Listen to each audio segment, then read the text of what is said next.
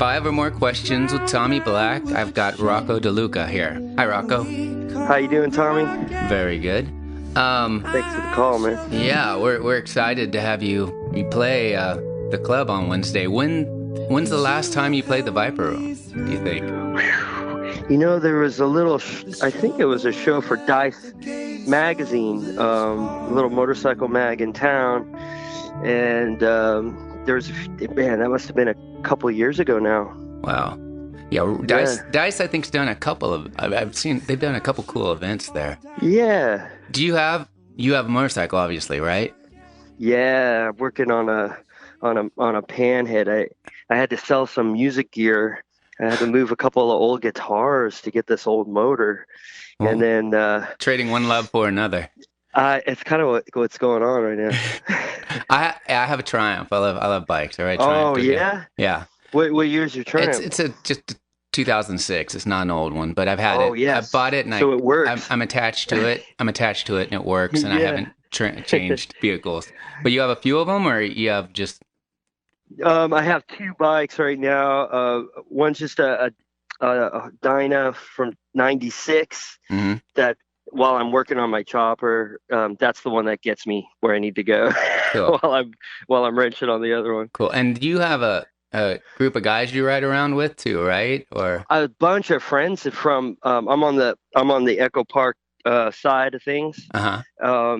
And a bunch of friends from this neighborhood in the surrounding areas that all ride, build, and cool. Have planned little trips. Awesome. Have them come to the club. It's definitely motorcycle friendly, as you know. Viper Room's rock and roll for sure. What do you think of when you hear the name Viper Room? That's what I think of. I mean, I remember going there with some friends who were wild boys, you know, and and they showed me a good time down there. And I even remember being a kid, you know, and in the late '90s and cruising through there, and remember thinking, man, I really love the little stage and how tight it is, and I remember thinking this is a proper rock and roll room, like it really felt proper. Yeah, it is. Yeah.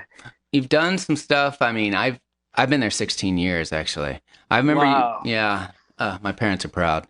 I remember that's awesome. I remember you being there, and Kiefer Sutherland had signed you to the label, and he was there, and I remember you playing there a few times with that. Can you tell me a little of the story behind that? Yeah, I signed to Ironworks Music back then, and that was kind of a world when we were just going full steam, and we popped in the Viper Room quite a bit. I was with Kiefer and Dark Mark for a lot of those adventures at the Viper Room. I know Dark Mark too. Yes. Yeah, and who's the one who actually brought me over to that label? Wow. And he's a good old friend. Yeah, he's a good guy. Yeah. He was always kind of hunting for talent or you know, something weird, and he would bring Kiefer things every now and then. But I remember, I remember those guys just getting, you know, having a really good time and jumping on the stage, and then they stage dived a few times off that stage. Yeah, I saw the stage antics. That's cool though. I was just thinking, how do I get home? So he signed you, and then was he your tour manager or something? I know you did the documentary. I watched a little part of it, but was he your tour manager, which was really cool, by the way? But was he? Yeah. Yeah, he was our tour manager, if you can believe it. How is it having Kiefer Sutherland as a tour manager? Well, he was. I don't know, man. I couldn't keep up with him. He's just on 10. You know. Yeah. He's got some serious energy.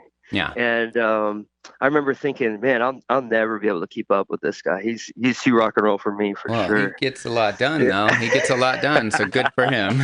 And let's see. Then that you got to with that label. What sort of bands did you tour with, or open for, or play with? It was really across the board. I mean, I remember playing from all across the board. Robert Randolph. Wow. I remember Keane, Keane.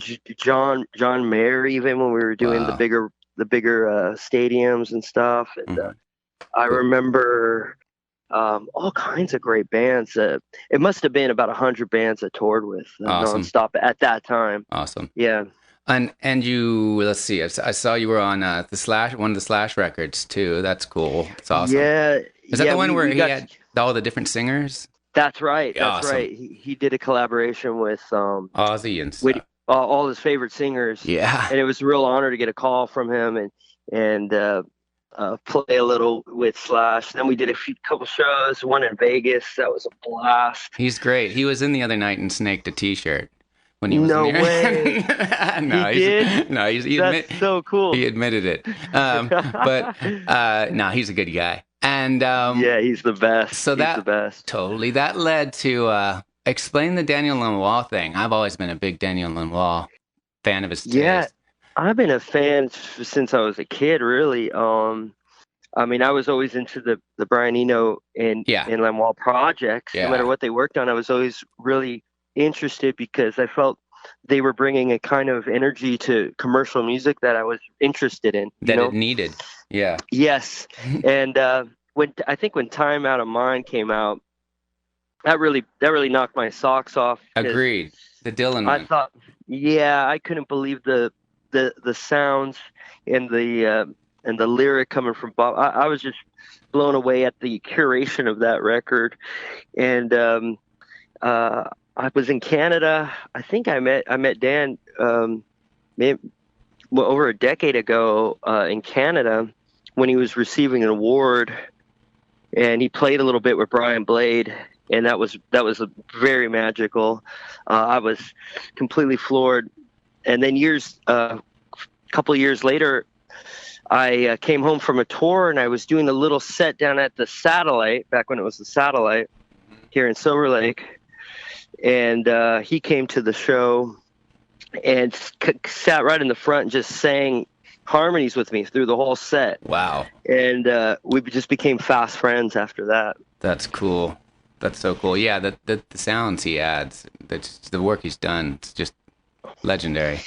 Yeah, it was I ended up just kind of working on a lot of projects with him and just studying his process, because it's a great player, as you know, but when he gets behind the console, a whole nother thing starts happening. He's a kind of a performance mixer, Yeah. And it was really a treat to see how fun and rock and roll that process can be.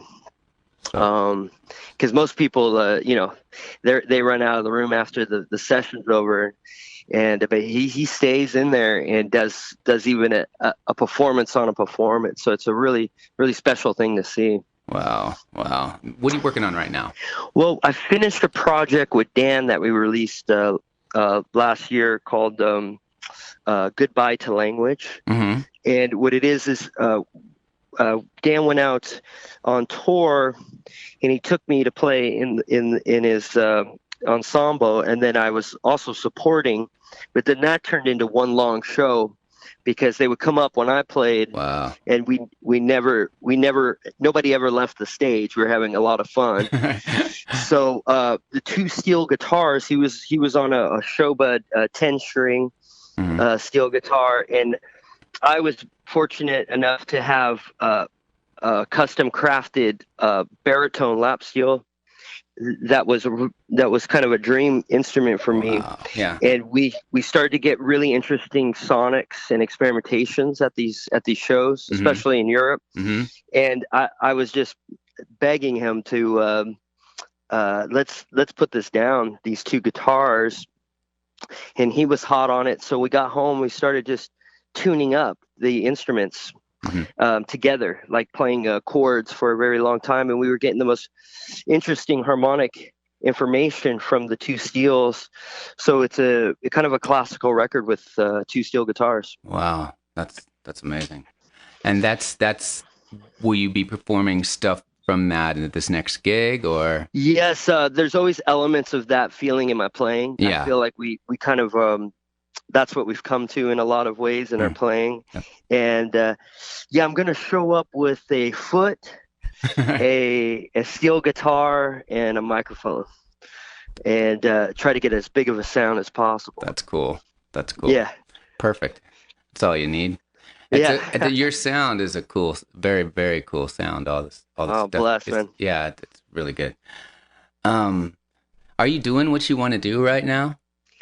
The thing is I've really been interested in, getting very lean and mean and minimal with this music, Mm-hmm. and I feel like I'm just now wrapping my head around it. So, it's like a process, or a practice, Mm-hmm. and every time I go at it, I just learn so much. So right now I'm really excited about where that's all at. Yeah, where it's that's a lot of fun right now. Cool. That's awesome. Playing music is fun right now. Yeah. Yeah. And what do you think about when you're up there playing that stuff? Man, I'm usually just so thankful and happy. Yeah, and in it that I wait for like these nice moments to share, and I feel like those are really special times for me, just to sit and try to lay it down. That's what really gets me excited. Well, we're really excited to have you at the club, man, on Wednesday. I mean, thanks for the invite, man. That's great. Yeah, can't wait. Well, nice chatting with you, and take it easy. Thanks, Tommy. Talk to you soon, man. See you, Rocco. All right. Bye, yo. Bye.